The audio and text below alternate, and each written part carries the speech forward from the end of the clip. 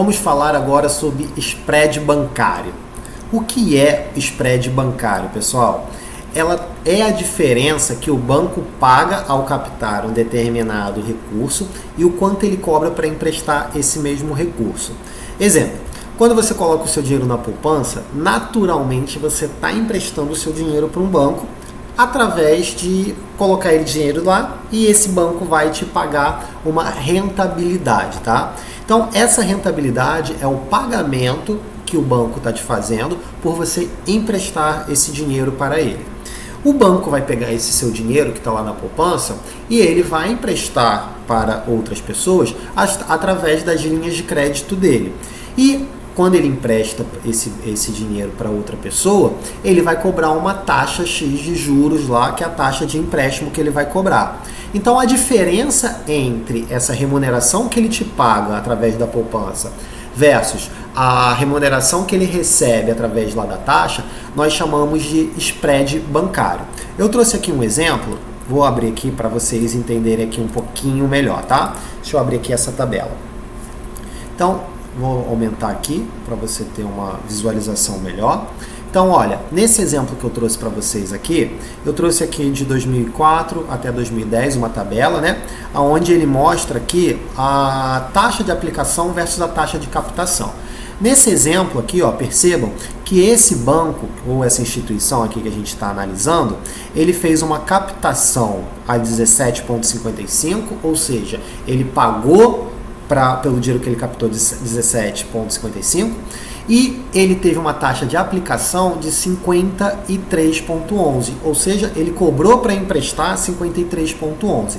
A diferença, que foi 35,56, é o que nós chamamos lá de spread bancário, ou seja, nada mais é do que a diferença entre a taxa desse banco, dessa instituição, entre captar esse dinheiro e versus a taxa dele emprestar esse dinheiro, tá? Então esse daqui é um exemplo para vocês entenderem melhor o que é o spread bancário.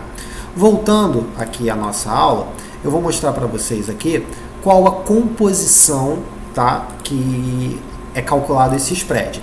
Então, o spread, geralmente, ele tem essa composição aqui, tá? Ele é composto quando o banco, a instituição, ele vai calcular qual vai ser o spread ideal, ou então qual o spread que ele vai trabalhar, ele sempre leva em consideração a inadimplência, os impostos diretos, os custos administrativos, compulsório mais encargos e os lucros, tá? Então, através de todos esses pontos aqui, ele faz o cálculo de qual é o spread ideal, qual o spread ali que ele vai trabalhar. E para a gente entender melhor cada um desses pontos, eu trouxe para vocês aqui alguns exemplos. Deixa eu só fechar para não ficar muito embolado. Mas vamos entender primeiro o que é cada um desses pontos, tá, pessoal? O que é inadimplência? Inadimplência é o famoso calote, tá? É o não pagamento de uma conta ou de uma dívida. Então, o banco, quando ele vai calcular o spread, ele já calcula o risco que ele vai ter ao emprestar aquele dinheiro e ele não receber. Então, ele pega mais ou menos alguns dados sobre o nível de inadimplência no Brasil e ele tem mais ou menos uma métrica, mais ou menos um percentual ali que ele leva em consideração para ele calcular o spread lá que ele vai trabalhar, tá? Isso entra na composição do spread. O segundo ponto é o lucro. Lucro nada mais é do que a diferença entre o que ele paga de rendimento versus o que ele recebe de juros ou dos empréstimos, tá? Os impostos diretos, eles são os impostos que os bancos acabam pagando, como PIS, IOF, COFINS, CSLL e o imposto de renda propriamente dito. E os compulsórios ou encargos, eles, na verdade, para você entender melhor, é uma determinação legal, tá? Que ela tem o objetivo de controlar o volume que circula na economia. Os bancos, então, eles são obrigados a depositar parte dos recursos captados na poupança, depósito à vista e depósito a prazo. Então, o governo estabeleceu como uma forma de reduzir o dinheiro que fica circulando na economia, até para ter um controle maior da inflação, que esses bancos, ao final da captação, ao final do dia, eles fizessem um depósito compulsório, tá? Aonde o excedente daquele dinheiro ele acabasse tirando dos bancos, tirasse da economia para estabelecer um certo equilíbrio. E tem um outro encargo também, que é o FGC, onde eles são, digamos assim, tributados, tá? Que o FGC, que é o Fundo Garantidor de Crédito, nada mais é do que um mecanismo de proteção aos correntistas, poupadores e investidores. Ele tem como objetivo recuperar parte dos recursos lá desses poupadores, investidores ou correntistas, caso a instituição quebre. Então, se você tem lá no banco X investido determinado na poupança, você tem, sei lá, 150 mil reais, caso esse banco venha quebrar, esse fundo garantidor de crédito, ele devolve parte dos seus recursos, tá? O limite que o FGC paga é até 250 mil reais. E ele acaba recolhendo 0,0125% do valor dos depósitos totais captados pelas instituições, tá? Então, esse daqui é o compulsório e mais os encargos que os bancos acabam pagando e que entram também na composição do spread, ok? Então vamos aqui eu trouxe para a gente ver melhor uma comparação. Deixa eu abrir aqui a tabela. Naturalmente o Brasil, pessoal, hoje ele tem um dos maiores spreads bancários do mundo, tá? Essa comparação aqui é de 2016, mas pode ter certeza que ela não mudou muito não. Então nós estamos no top 4, tá, do mundo. Em 2016 nós pertencemos ao top 4 do mundo, mais especificamente em segundo lugar, só perdendo aqui para Madagascar. Quando a gente compara com a América Latina, pessoal, nós somos o país que tem o spread mais caro. Dos países emergentes, nós também somos o país que temos o spread mais caro. E quando a gente compara com os países desenvolvidos, disparadamente nós temos o spread mais caro do mundo. Ou seja, os nossos bancos, as nossas instituições financeiras, elas acabam pagando muito menos do que elas acabam recebendo nas transações financeiras dela, tá? E quais os motivos, pessoal, que a gente leva a ter um spread tão caro aqui no Brasil? Eu trouxe aqui alguns dos principais motivos, tem outros, mas eu selecionei os principais motivos que levam a gente a entender melhor, tá?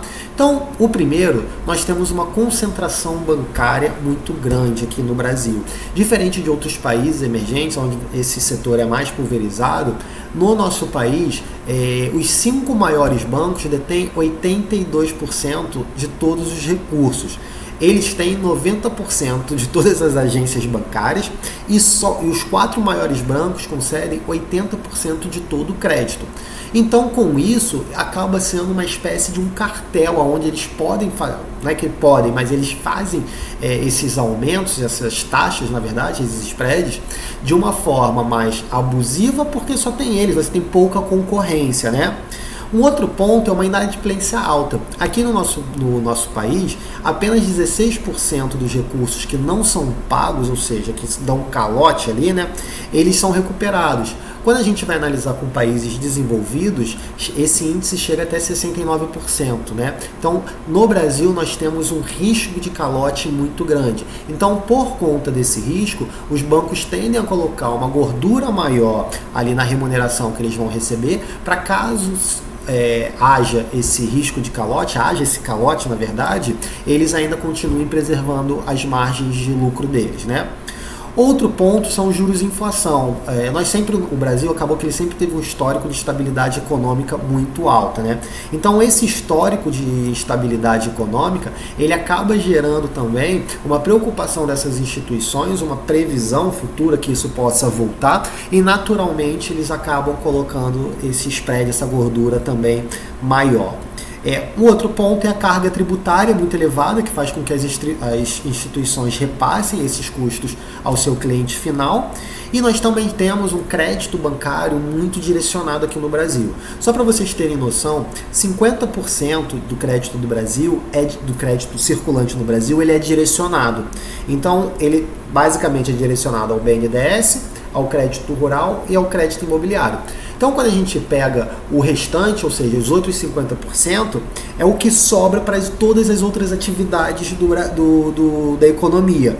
E quando a gente tem um crédito muito direcionado, a gente faz com que esse valor, como ele sobra uma parte pequena para todas as outras partes da economia, o preço desse crédito ele acabe aumentando também. O preço dos juros acaba se elevando, gerando também esse spread bancário maior, tá? Então esses daqui são os principais motivos. E como é que a gente faz, como é que o governo faz, como é que ele pode atuar para reduzir esse spread bancário? Bom, também elenquei aqui algumas alternativas, tem outras possibilidades também, mas eu trouxe aqui as principais. A primeira delas é o governo reduzir as taxas de juros dos bancos públicos. Por quê?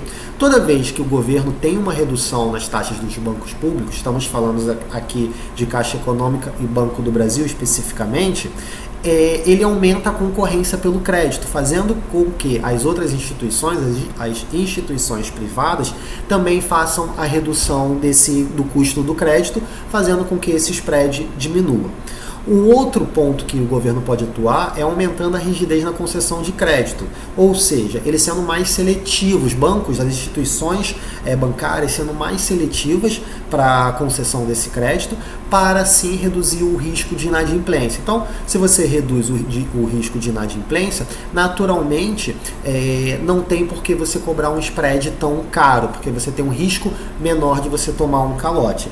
Um outro ponto que o governo pode fazer também é flexibilizar o compulsório, permitindo que as instituições fiquem com mais dinheiro para operar, e assim acaba reduzindo o impacto do compulsório na confecção do spread. E por último, é a redução dos impostos, evitando o repasse dos bancos. Então toda vez que tem um aumento de imposto, naturalmente o banco ele acaba não absorvendo, né? Ele acaba fazendo o repasse através de um custo de capital maior, aumentando assim também o spread.